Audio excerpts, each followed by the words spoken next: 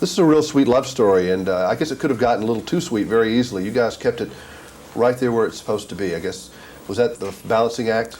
Well, I think it was something we tried to address from the beginning with the script. I hope, and I like to think that the humor helps us a lot there. I think there's enough humor in some of the things that happen to both to Mel and to the boy that help keep us from going too saccharine, as well as that we really tried to keep the characters as real as possible within this somewhat fantastic story. When you see a script, I mean, how do you personally work? Do you break it down and build the peaks and the valleys and and that kind of thing, where you know what you're going to have? Yeah, I do. I when I read a script that I'm going to do, I try to be really aware of where the emotions are.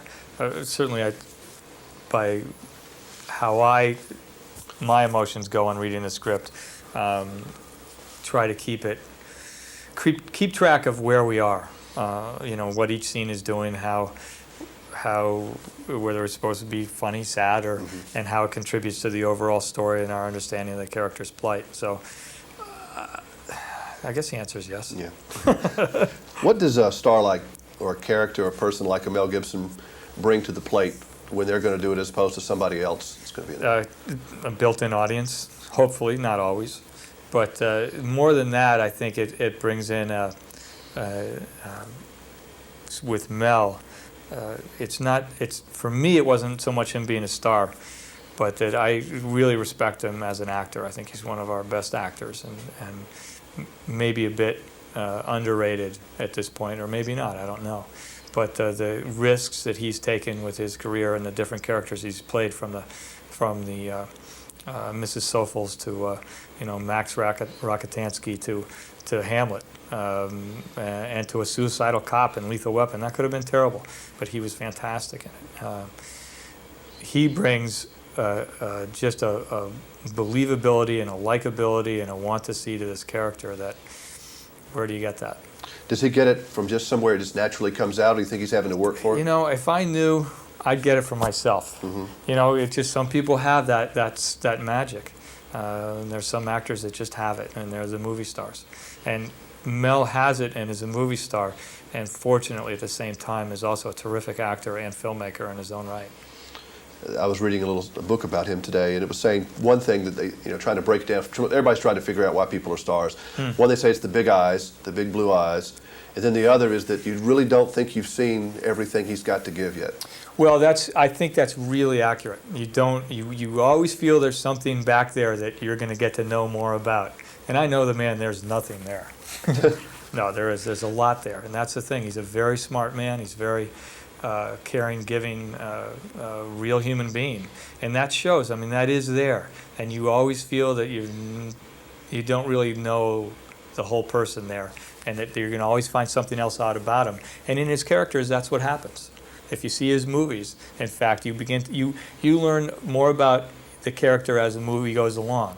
You think you know him right away from the beginning completely, but there's always something that comes out during his movies. Do you think he is not embarrassed, but there are people who have these big movies, I mean, like Lethal Weapon's a monster all over the world, and it makes them superstars. Yeah. Bruce Willis had Die Hard, Harrison Ford had the Star Wars films, and then Indiana Jones.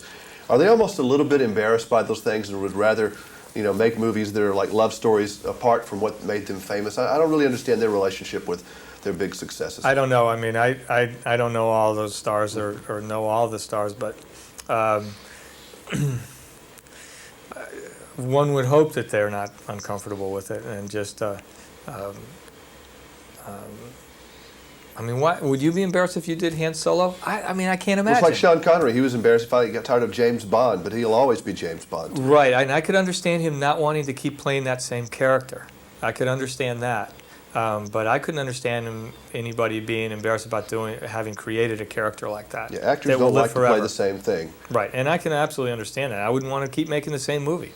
I mean, it'd make me insane. Couldn't do it. That's the part that the fans don't really understand, though. They would just soon see Lethal Weapon 15. Yeah, I think they'd come out with them once a month, and it'd be fine. Yeah, and let's hope that they do make 10 more Lethal Weapons because they really are enjoyable. But at the same time, Mel will never stop at that, and I don't think he's at all embarrassed about it. I think he really enjoys it. I know he loved playing that character. I've talked to him about it a lot. But at the same time, that will never stop him from doing Hamlet, from doing a guy like Daniel McCormick in A Love Story, from doing the movie that he just directed, The Man Without a Face. Because he's a committed filmmaker. He loves making movies and doing different characters. Finally, I wanted to listen to doing this for Nashville, a little on the Elvis thing. You were saying you were a little disappointed that it didn't take off. Why do you think it is? I mean, you've had time to sit back at it. You know, I've really thought about it a lot. Because the pilot did well. The pilot, no, it did. It didn't? It did not. No, it never did well.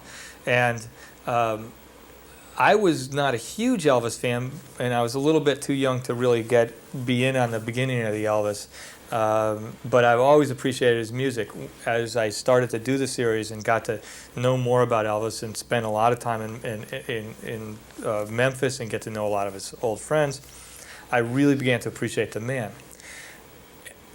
Then, as I was doing the series and the pilot, I thought, geez, this is going to be terrific. You know, these people love Elvis.